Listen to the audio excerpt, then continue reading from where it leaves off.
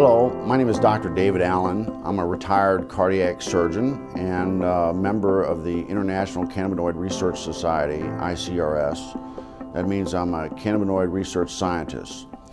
And I'm here to tell you about the discovery of the endocannabinoid system, the ECS, and the significance and how it will change medicine. And we discovered the endocannabinoid system about 30 years ago, and we really didn't understand the significance of its discovery. And so we found out that this is a chemical communication that your body has. It's not electrical, it's chemical, and it's kind of like the hormone systems that people are familiar with. And your body makes these cannabinoids. They're endogenous, so they're endocannabinoids, and they perform some miraculous functions in the body. And we're just learning the significance of these functions. And basically, the endocannabinoid system is responsible for homeostasis. Most people don't understand what that really means, but it's the body's ability to maintain itself and function in the proper environment. And so it's critically important that doctors in the future understand this control mechanism. And we're finding out that that manipulation of this endocannabinoid system will control diabetes. It controls cancer. It controls whether you can survive a heart attack or stroke. And so this is critically important for doctors to understand this new science. And the discovery of the endocannabinoid system is the single most important medical scientific discovery ever, and will save more lives than the discovery and application of sterile surgical technique. And I'm a heart surgeon saying that. So more people will be saved by manipulation of the endocannabinoid system than are currently saved by surgery. But recent research has been looking at cannabis and the different cannabinoids. There's over 80 plus cannabinoids discovered in the cannabis plant. The second most dominant one besides THC is cannabidiol or CBD. Okay. And the research now is over 1,200 peer-reviewed journals on CBD. It's probably the most exciting and researched ingredient or substance right now around the world. Mm-hmm.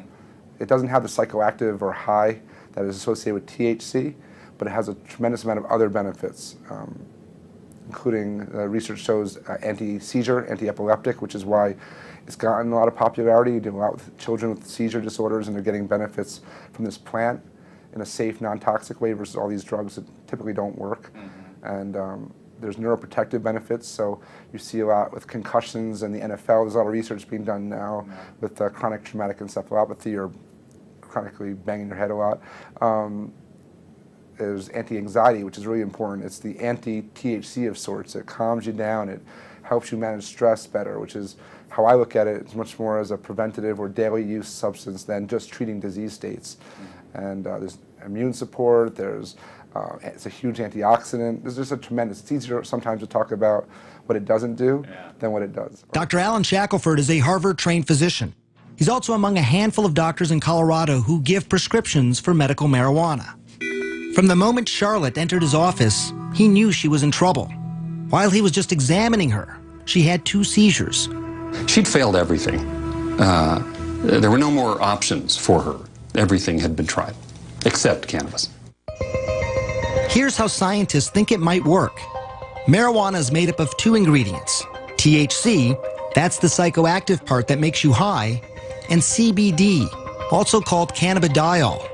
It's the CBD that scientists think modulates electrical and chemical activity to help quiet the excessive activity in the brain that causes seizures. I've been telling my patients to cut. Dr. Julie Holland is the editor of The Pot Book, a complete guide to cannabis. For a long time, the work on cannabis and epilepsy was sort of inconclusive. Maybe it works, maybe it doesn't. They couldn't quite figure it out. And it's only when they really started separating THC from CBD that they saw, definitively, yes, CBD seems to really stop seizures. So in the 1930s, they made tinctures. What were they making the tinctures for, and why were they doing these tinctures? Well, I mean, the medicinal uses of hemp are just numerous. The hemp helps, well, we can talk about the cancer effects of hemp, but it helps with inflammation. It's very anti-inflammatory. It helps with seizures. It's very effective with PTSD for the vets that are coming back that have post-traumatic traumatic stress disorder. Very effective at treating that.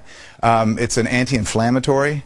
But then the uses of hemp for cancer, what I've studied, because of my book, Cancer Step Outside the Box, and the number of cancers, there's about a dozen different cancers that have been studied in depth with medicinal marijuana, with hemp. And so the studies, from brain cancer to prostate cancer to pancreatic cancer, uterine cancer, cervical cancer, prostate cancer, it's amazing. Okay, so what is in hemp that it's this THC, correct? Well, there's chemicals that are called cannabinoids. Right. THC is short for delta-9 tetrahydrocannabinol. I'm glad you said it because I couldn't. That's the only time I'll get it right. I'm glad I got it right. So that's the one, THC is the one cannabinoid that everyone's familiar with. That's the one that's psychoactive, and that's the one that gets you high if you smoke it. Okay. But there's other cannabinoids. One is called CBD, cannabidiol, and it's very medicinally used. There's no psychoactive component of CBD. So what do? Extract these to make tinctures, or you can make tea out of? You can make tea. You can eat it. It's a great superfood. You're into raw. A lot of people use raw hemp in their superfoods. Well, do you get high off of hemp if you eat it as a superfood? No, well, or just the seeds. You've got to heat the THC to make it become psychoactive. So people that eat the plant, they put in a smoothie. You know, the super green smoothies. Right. You're not going to get high off of that because you didn't superheat it. But is it then, if you put it in a smoothie like that, is it a good prevention to cancer? It is. It's very well. It's got a perfect ratio of omega-3 to 6 fatty acids. It's got more GLA, gamma-linolenic acid, than any other plant.